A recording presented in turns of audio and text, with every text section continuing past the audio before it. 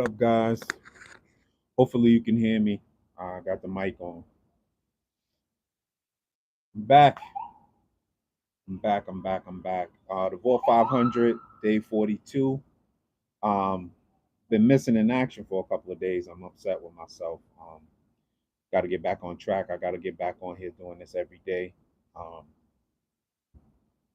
and but I'm back right now. I'm back here. All right. So hopefully, you guys are having a good day. Wisdom Wednesday. We got a great business feature today. But I want to get into a little bit about what's going on with me. And I knew some great things were going to happen while I was doing the Vault 500, but I really didn't know what they would be. Um, so let's see here. You can't really see it. I don't know why. What happened here? What happened?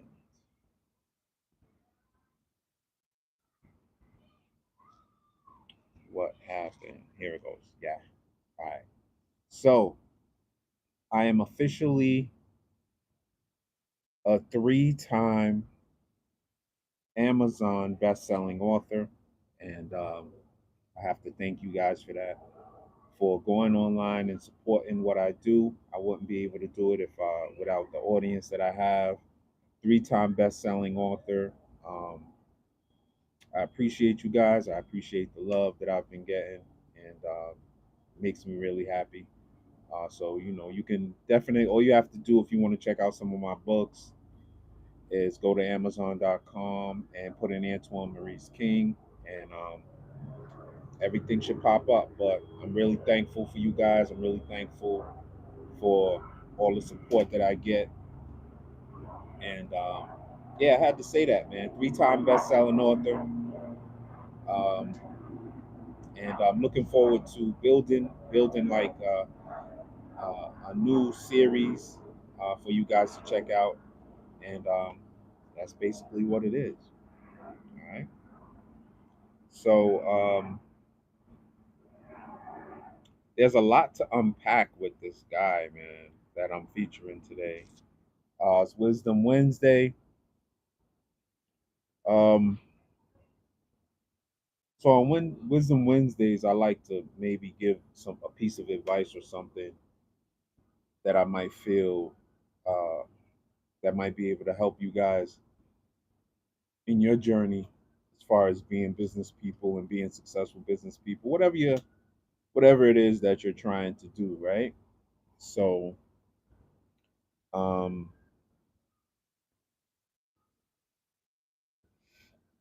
one thing that I always tell people to do, man, you got to learn how to protect your time, right? Because sometimes we have so many forms of communication that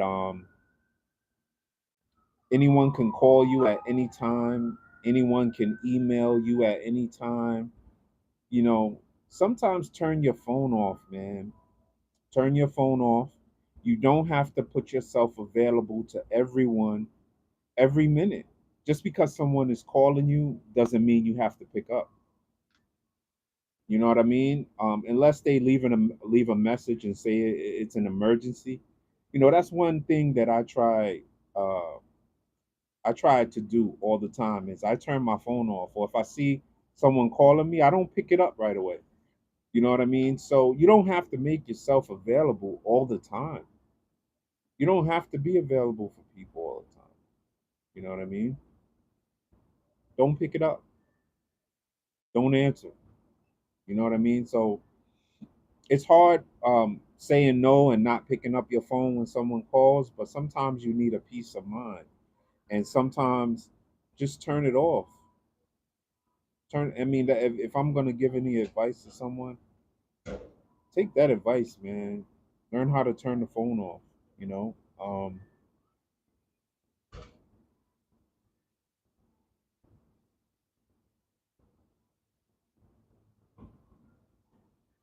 One thing I'm going to talk about today is education. A lot of people feel that education is not needed as much anymore because we have a lot of other opportunities. You know, you have like the internet and all types of stuff. You have ways to make money. So a lot of people still are downing education, right? So that's why I chose the business feature for today that I did, because he's heavy education. And then he ended up becoming one of the top billionaires in the country. So very educated, very smart guy. Um, his name is Robert F. Smith. I'm sure you guys are familiar with him because he's all over the place, you know. But a little bit about his background: he built the largest black-owned private equity firm with over 100 billion in assets, known for his long-term thinking and famous for paying off school debt in 2019. So his name is Robert F. Smith, and with this guy, there's a lot to unpack. There's a lot to unpack with this guy, man. I could sit here and talk about this guy all day. Amazing guy, amazing human, and a lot of people down education, right? But he comes from a very educated background. Both of his parents, I think, were either professors or teachers, both doctors, both have their doctorates. So he was very education heavy. And like I said, I'm emphasizing that today because a lot of people tell me, oh, you don't got to go to college. Oh, you just, duh, duh, duh, duh." All right, let's start to unpack this guy. Um, like I said, uh, let's start from here. Yeah. So he was born in Colorado. Both parents were PhD educators. Uh, attended mm, attended high school. Well, this stuff is misspelled. Sorry. Engineering, Cornell University. Let's keep going, man. Um, he started with Goldman and Sachs. He learned investing at Credit Suisse. Cornell and Columbia, studied chemical engineering. He earned an MBA with honors. Um, he started Vista Equity Partners in 2000. Now, the important thing to know about his company, like something that I love, I really emphasize and I like to talk about on here is when I'm talking about business professionals, is they always find a niche and they always find an underserved market where they can go in and they could become successful and they could grow, right? So he found a very interesting niche which nobody cared about. Everybody else was focusing on different types of um, apps and stuff like that. But check this out: he focused on enterprise software, right? Most investors chased tech apps, right, and hardware. Smith focused on enterprise software, boring essentials like accounting software, HR, compliance software. These companies had high recurring revenue, right? So even though you look at these accounting apps, right, and everybody was ignoring them at the time when he started investing in them. But the thing that he saw was the reoccurring revenue, because a lot of times with these accounting software, is people would pay the monthly fee, and he saw that. He was like, "Wait a minute, there's a market here, even though nobody cares about this. There's a market here because you have these fees that people are paying for every month, and like if you build this up, you get a bunch of software where people are paying every month for these softwares. You get millions of people paying. Obviously, it's going to be lucrative, right?" So he was thinking of that early, and he was focusing on software people didn't care about. So that was his niche. He found that small market and he was able to capitalize on it. And that's how he became a billionaire, investing early in software that people didn't care about, right? So there's a lot to unpack with this guy, man. Brilliant guy. So um some of the other software that he focused on was healthcare billing, law firm workflow systems, construction compliance platforms. So these platforms are not interesting. These are not interesting software platforms that people are going to be going crazy over. They were boring platforms that he felt like um, this light is getting on. Yeah, there we go. So these are platforms that he knew that could have reoccurring revenue, and he knew that he could be successful with these platforms that nobody cared about, right? So, all right. So he saw the impact. He also saw underestimated black wealth and philanthropy. He saw the impact investing in black philanthropy were undervalued. He saw that the impact of investing in black philanthropy were undervalued. His donation to pay off the Morehouse student loans was cultural, a calculated cultural move that positioned him as a leader of legacy, increased his influence beyond finance. Wealth has to have a purpose, right? So quiet leadership, he built a 100 billion empire, right? So that's something else that we have to unpack, right? I think it was around 2019. He paid off um, the whole graduating class, if I'm correct, right, in saying so.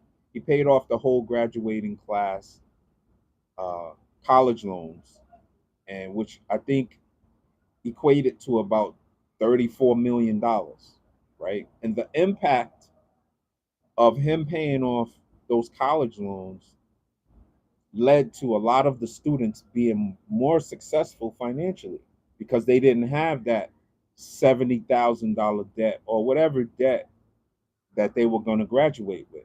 He paid it all off, right? And let's unpack that a little bit. Let me see if I can find that.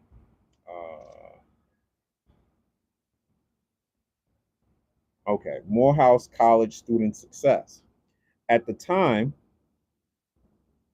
Smith's commencement address in 2019, Jarvis Mays was one of the co-valedictorians. Could not believe it was happening. Uh, he felt this student felt the impact of his generosity, and he ended up becoming more successful because he didn't have that debt, and he ended up going to medical school. So he got that free undergraduate student debt paid off, and he ended up going to medical school, and he's investing. So that's an amazing story right there. And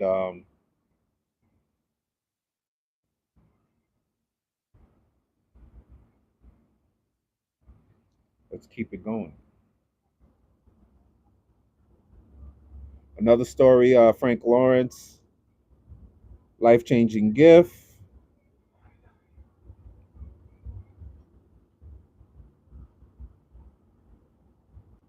So this is another student, Frank Lawrence. He's investing because he didn't have the debt, right? He didn't have that debt of college, so which got paid off by Robert. And even 2 years later, another student says he's still in shock at the generosity of Robert F. Smith. So the impact of him paying off the debt really it helped to create wealth. It helped to create wealth because they didn't have that debt. They were able to go on and do other things with their money, such as investing and continuing to go to medical school, right? So let's continue to unpack. All right. Yeah. So very interesting. His impact financially has been incredible. Um,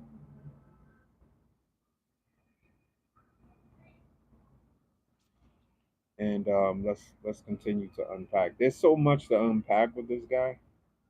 Um,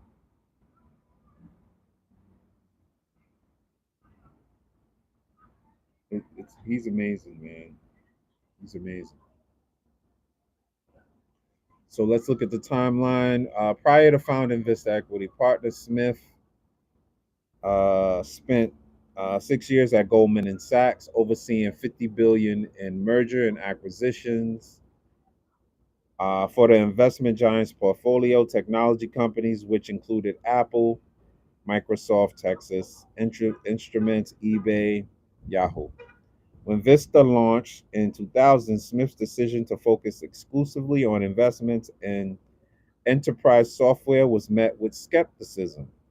Now, a lot of people were choosing to invest in other types of software. People were investing in software, but they weren't investing in the type of software that he was investing in. PR, um, medical billing, um, human resources. Those were the niches that he saw would be very successful, and a lot of people didn't care about that. And that's something that a lot of people that we talked about, once again, they're able to recognize issues and problems, and they're able to invest in certain niches, and then they grow their business and it becomes successful, right? Because they're filling a void. And that's what he did. He filled the void. He invested in companies that he felt had a lot of potential, nobody cared about, and he won big time. I think he's worth $9.6 billion right now. And his company, they have over $100 billion in equity, right?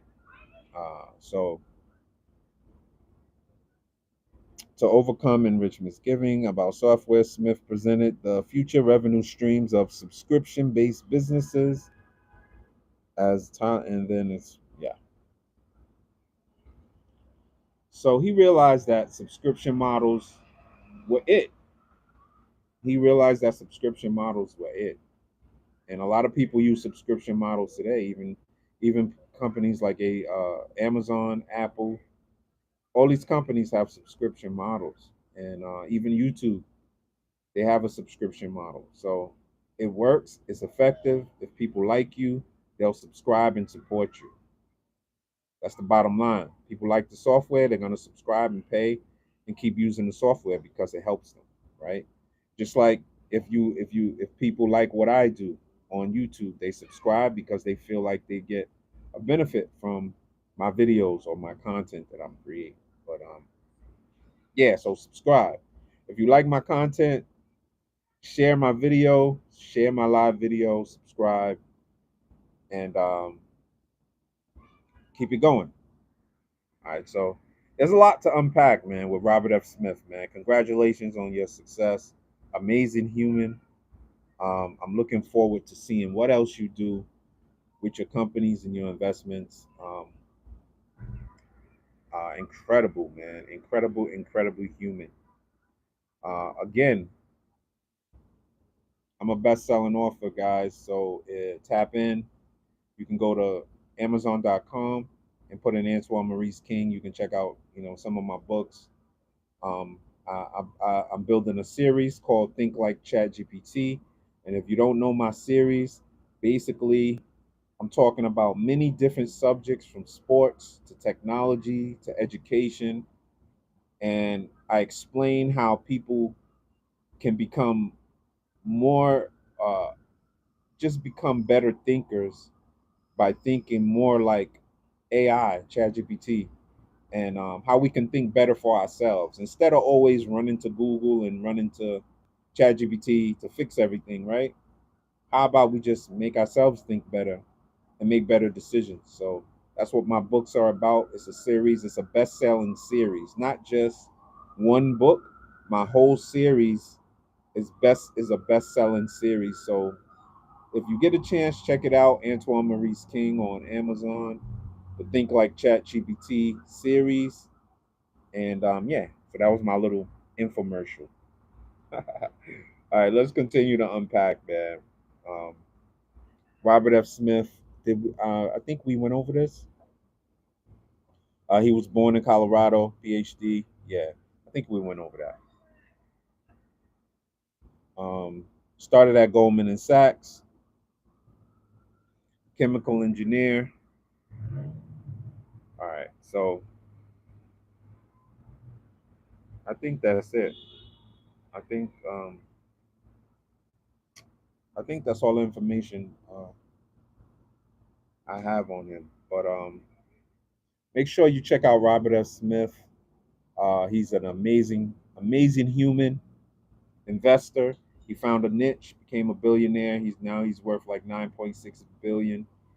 In 2019, he went to Morehouse and gave a speech, and then he paid off everyone's debt, which equated to about $34 million. So he's an amazing person, amazing human, very educated, very brilliant man.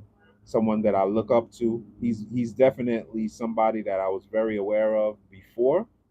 So a lot of the people that I feature on here, I don't know who they are. He's somebody that I definitely knew who he was, and I knew about some of his work, and I did know about his investment in Morehouse. So um, I appreciate you guys for tapping in today. The Vol 500. I'm back. I'm back. I'm working. I'm working. I'm trying to get back here on a regular basis. But it's King here. Uh, you're gonna mess up. We're live. King here. It's the Vault 500. Thanks for tuning in.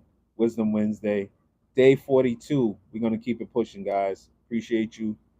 We featured today as our business feature Robert F. Smith. He's an amazing investor, amazing human. Uh, Study him. You know, if you want to be successful, study him and just check out his projects and stuff that he's working on. Amazing guy, amazing individual, somebody that I definitely study. So it's King here, the Vault 500, day 42. Appreciate you guys for tapping in. Be back tomorrow, and I'm out.